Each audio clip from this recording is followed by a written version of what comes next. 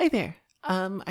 So this is my first time ever doing something like this, where it's like did an art study and now I want to talk about it. And um, I don't know how to set up a lot of this YouTube stuff. But yeah, so I want to do this landscape study, and I'm trying to do more like shapes instead of, as you can see directly above it, I'm redoing the same study.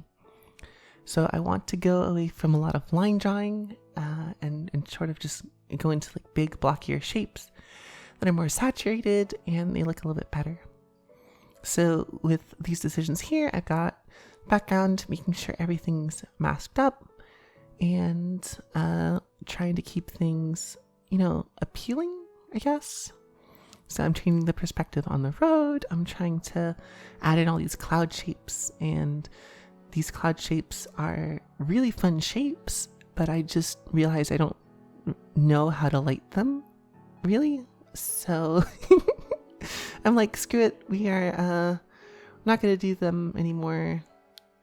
We are going to just instead do some cubes or something, because I don't know. I just can't figure out how the light's going to work for them.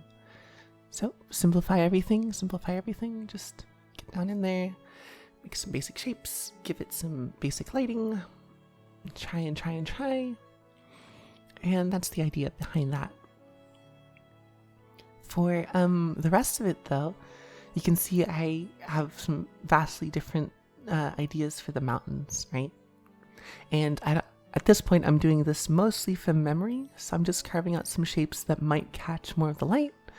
And this is definitely more of like a gray scene sort of a deal.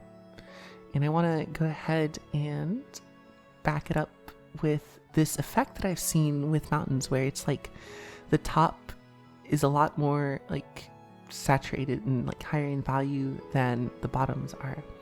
And so it gives them this kind of like fading away into the distance effect. And so applying a Gaussian blur, so I keep the, I guess that one's not no, that one was a Gaussian blur.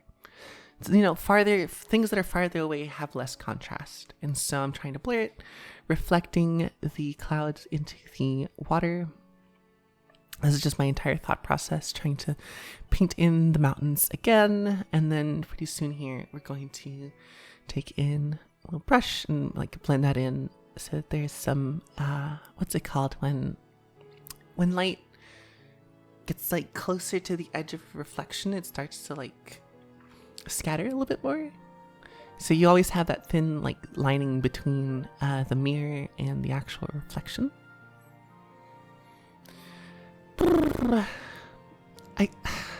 So the instructor that I have right now goes on about, what's it called? The using textured brushes to add texture inside of the shapes that you already have. So I found this pointillism brush that I end up liking quite a bit throughout. Like I'm using it here to give it like a gravelly texture underneath. I want to keep this like sand color towards the side, I guess, because it doesn't really add anything, but it gives like some distinction between like, hey, you are here, so you can see this side of the road and you can see the vanishing point from there. It's kind of like it's the other end of the other side of the street, which you can't see because it's farther away and farther out of perspective. At least that was the reasoning behind it. I added a whole bunch of scattering to the mountains, and I honestly couldn't tell you why. It felt like it needed texture, but I decided to move on to do these shapes and stuff. The original had like a beautiful kind of like autumn like red color that a lot of northern foliage will take. So I wanted to recapture that while keeping it as like simple shapes, and I don't know if I did a great job with the color. I think I just desaturated it. Here I'm doing all these like grass shapes, and then I come back in with some lines and I blend it all in to make sure it's less like this kind of texture looking and it looks more like natural. Blend it all, give it the pointillism brush another shot for this. It seems to do a good enough job, at least one that I like okay. blending out these tree shapes, bush shapes, whatever you want to call them, with like a plastic brush, like a plastic wrap, like a dab. And I try out some watercolors, kind of okay with this. Then I try a different one and it gets way too dark, way too fast. And I just decide against it completely and go back to a different watercolor brush. I think I ended up going with gouache.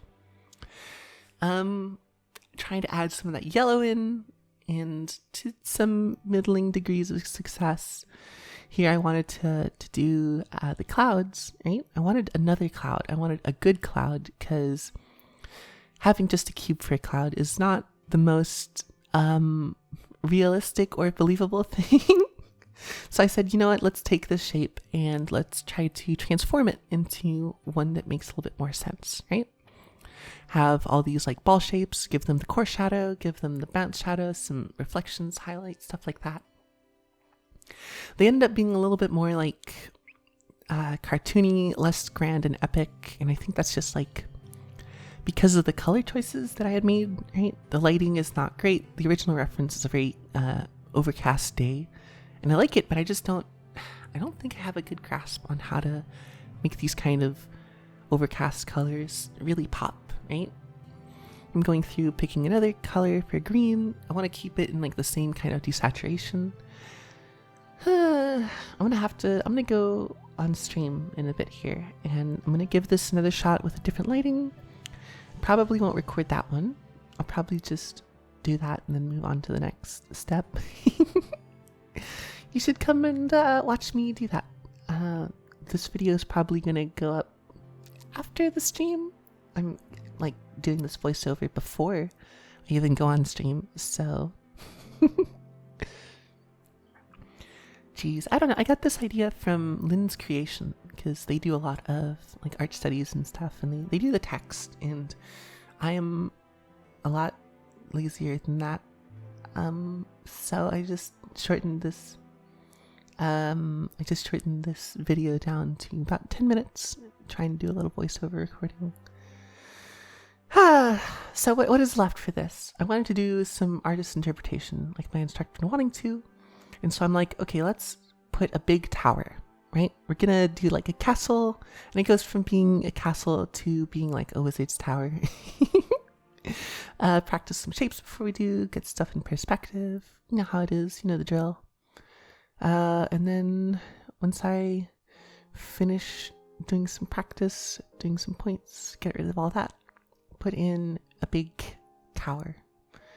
Big shape, big blocking it out.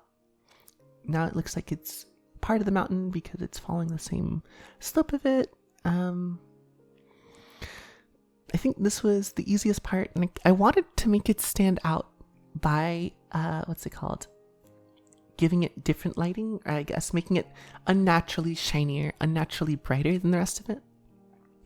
So after I get done with refining the shape a little bit, I give it a little entrance, and of course it's a wizard's tower, so you can't have an entrance be in the foot of the mountain. You have to make it difficult to get in.